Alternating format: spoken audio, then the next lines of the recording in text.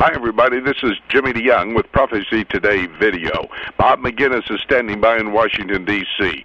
Israel is ready to attack Iran within hours. We'll talk about that in a moment. Itamar Marcus is in Israel. What about the state of Palestine? Is there such a place? Does it have a history? Itamar gives us the input on that. And Dr. Rob Congdon will focus on the European Union and Tony Blair. He has a faith foundation. We'll tell you what that all means in just a moment, right here on Prophecy Today video. Great to have you along. Bob Maginnis is the man who watches geopolitical activities for us, and in this last weekend's London Times, there was a report that Israel is ready to strike Iran within hours. Bob, we need to understand what this means, and will the United States stand alongside Israel if indeed they have to strike, and within a very short period of time, if the go signal is given? I'm not sure if we're going to do anything proactively, Jimmy, should Israel decide to strike Iran. We do believe they have their capability. They have Jericho missiles. They have the Dolphin submarines, the I-16 and 15s, the refuel capabilities, cruise missiles. They have the entire waterfront in terms of the capability. Of course, this week you had U.S. Defense Secretary Robert Gates expressed his concern that should Israel go ahead and do it, that it would only cause a delay of 1 to 3 years for Tehran. Well, I think if Israel were to strike, they will have come to the conclusion that a red line has been crossed, that Iran is close to having a nuclear weapon. Now, it's my position, and I think those that I know share this, that even though they may acquire a nuclear weapon, does not necessarily mean that they're able to deliver that weapon easily with a Shabab missile or some other type of indirect fire. So it would still be a while, but Israel has every reason to be concerned because of the rhetoric coming out of Ali Khamenei, the Grand Ayatollah, and the President Ahmadinejad. These people have been very serious in their threats toward Israel. So we could be reaching toward a very precipitous time. Thank you very much, Bob. You know, when you think about what's happening in Iran as it relates to Israel, your mind has to go back to the book of Ezekiel, chapter 38 and verse 5. There in Ezekiel 38 is a list of nations that will form a coalition in alignment against the Jewish state of Israel.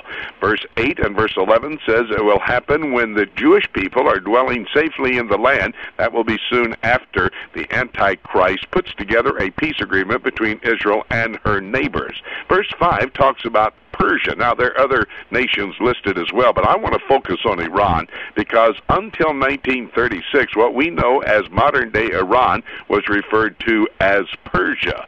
Persia will be that nation, Iran, we're talking about, who will attack Israel. All the conversation that they have about developing a nuclear weapon of mass destruction, their delivery system to deliver that weapon into any site in Israel. And then the relationship they have with Syria. You've got to go back to Daniel chapter 11, verses 40 to 43, where it talks about the king of the north. The king of the north, defined earlier in the chapter, is modern-day Syria. Syria and Iran have a relationship, along with Hezbollah and Hamas and other radical Islamic organizations in the Middle East.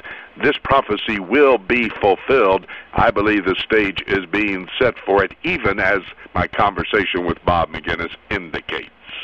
What about the question, though, that will arise when somebody says, hey, we're talking about now the Gaza Strip and the West Bank. That's how the Palestinian people refer to the area of the biblical area of Judea and Samaria. What about the fact that this is called occupied Palestine? There's a state of Palestine. Well, Itamar Marcus is the director of Palestinian Media Watch. He's monitoring both the electronic and the print media in the Palestinian Authority. We need to talk to Itamar. Itamar, what about the Palestinian Authority now referring to the Gaza Strip, the West Bank, as occupied Palestine? What does that actually mean, and has there ever been a state called Palestine?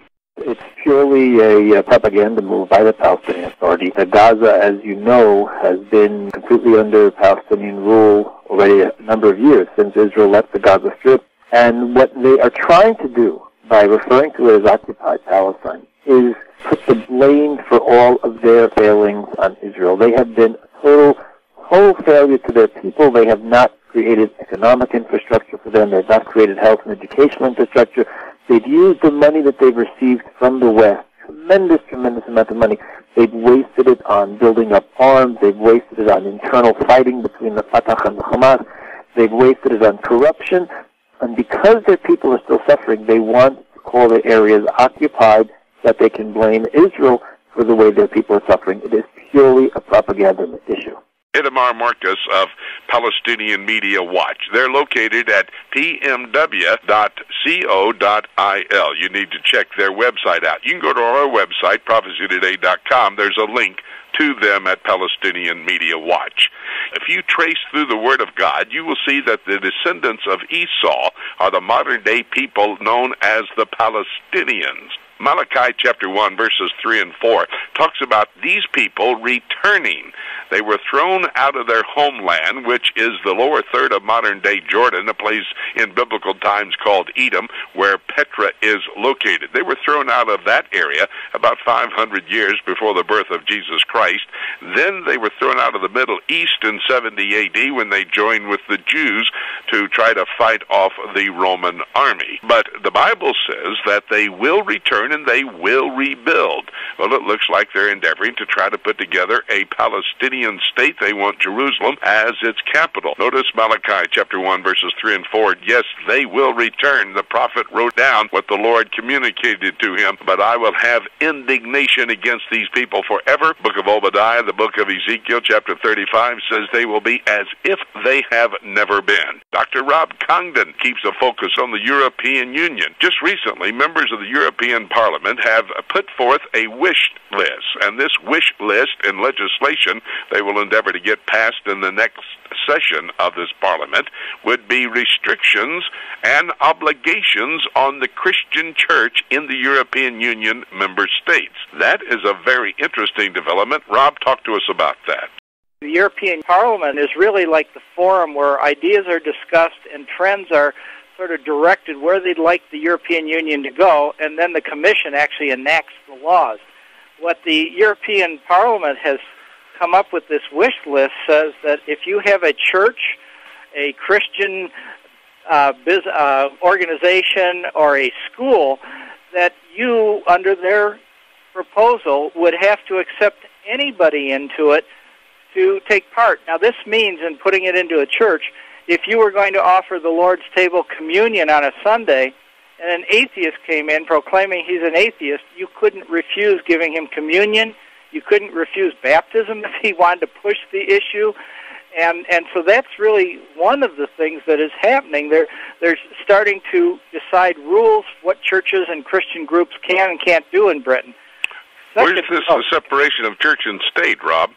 Well, that doesn't exist in Europe. You've got to understand, it's not like the U.S. We're very unique in the world in that way because we believe strongly in the separation in the good sense, in the proper sense, where they remember that they had state churches, so they're totally integrated.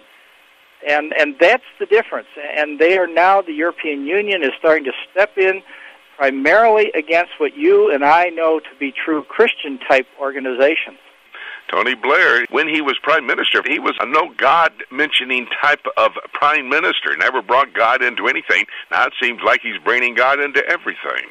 Part of the British mentality is in politics you don't mention God, so he follows that. He works. He understands people, so he wanted to be the prime minister in that form. Now, though that he's out, he has revealed what he's always heard as rumors or sort of comments. His wife is a very religious Roman Catholic.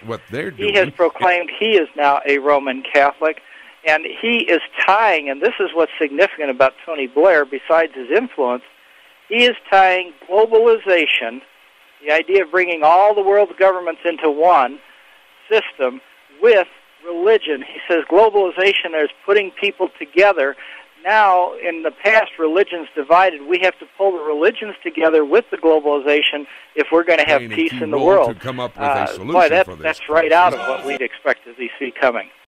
very interesting thoughts about Tony Blair and the European Parliament, some of the restrictions they're going to impose on Christians in all 27 member states of the European Union. Well, I see the European Union as the fulfillment of the 10 horns found in the book of Daniel, chapter 7 and verse 7. They come out of that last great Gentile world power, and that would be the Roman Empire. These 10 horns, according to verse 24 of Daniel 7, would be the revived Roman Empire. And when you take the 10 horns and go over to the scriptures found in Revelation chapter 17, you'll see there appear there again the revived Roman Empire is going to be an intricate part of this false religiosity that will be headquartered in the city of Rome. That's chapter 17. It's a mother-son cult. That verse 5 tells us was established in Babylon 4,500 years ago, co-equal worship for the mother and the son of this false religiosity. And out of the revived Roman Empire comes the Antichrist. The word beast used 8 times in Revelation chapter 17, referring to the Antichrist. This is setting the stage for Bible prophecy to be fulfilled. The next event in God's calendar of activities, the rapture of the church. Do you know Jesus Christ as your Lord and Savior? Are you prepared for that time? If so, live pure and productive in light of the reality of His soon coming to gather us up to be with Him. Keep looking up until...